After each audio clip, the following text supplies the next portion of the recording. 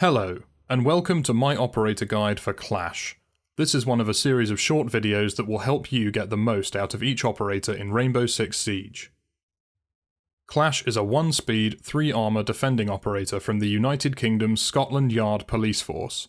She is the first defender to be equipped with a shield and is particularly effective when roaming around the map making callouts for her team while protected from ranged attacks.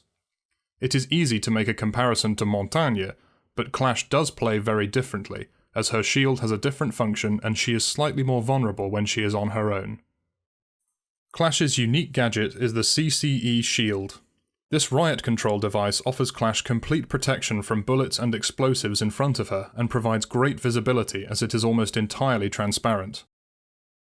The CCE shield is equipped with a taser that will slow down enemies directly in front of Clash. This has an area effect and will slow down multiple attackers at once. This has limited charge and when depleted recharges on a cooldown.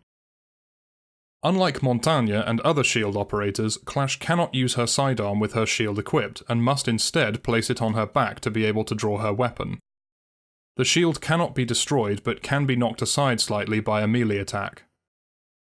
On the screen now is how I personally run Clash. Like all shield operators, her primary weapon is her shield, which does technically do damage to enemies while slowing them, but nothing comparable to a gun.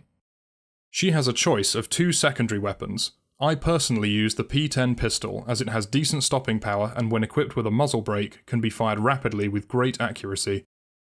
Her alternate sidearm is the SP SMG9, which is locked to a 2-round burst mode.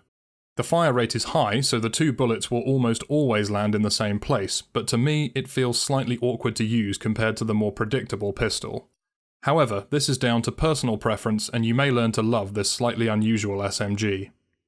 Additionally, both of her sidearms come pre-equipped with a red dot sight, similar to Ella and Zophia's pistols. Clash can take either barbed wire or impact grenades for her secondary gadget. I will always take barbed wire, as it is a very strong defensive tool, and if you are playing as Clash, the chances are that you will have at least 1 or 2 operators on your team who already have access to impact grenades. Clash may be a roamer, but she is not especially mobile, so best to leave the creation of flanking routes to Vigil or Caveira. Clash is very different to other defenders, for obvious reasons, but something that players may not immediately consider is that she makes for a very effective roamer. This is not roaming in the traditional sense, where getting a sneaky kill before rapidly relocating is the aim of the game. Clash is slow and noisy, and draws attention to herself, but because of her shield, she need not worry about being discovered and subsequently shot at. Rather, this is to her advantage, as she can gain a lot of intel on the attacker's position and team composition, and can use pings and callouts for her teammates to get the drop on the preoccupied attackers, all from the safety of her shield. Similarly, if you have another defender supporting you, the attackers will quickly turn their attention to your teammate and forget about Clash.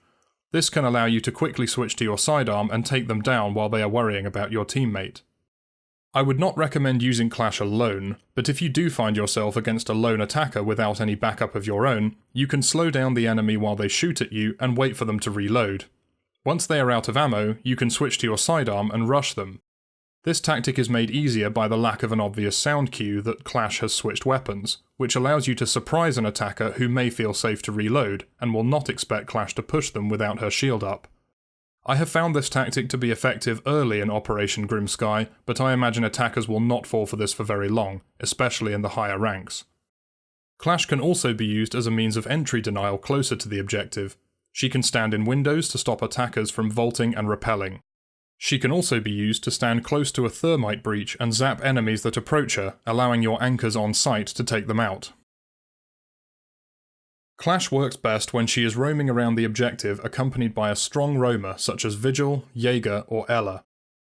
Vigil in particular is extremely useful when supporting Clash, as his ability can allow him to remain hidden from drones, and while the attackers are focused on Clash, he can ambush them from a concealed position.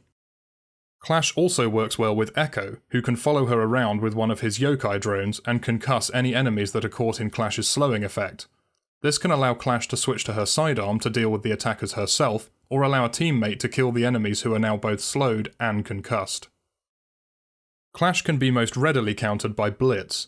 While he can be slowed by Clash's taser, if he can get close enough, he can blind her and make her extremely vulnerable to a melee attack or a flank from another attacker. Clash is also vulnerable to Zofia, whose concussion grenades will affect Clash even if they strike the front of her shield.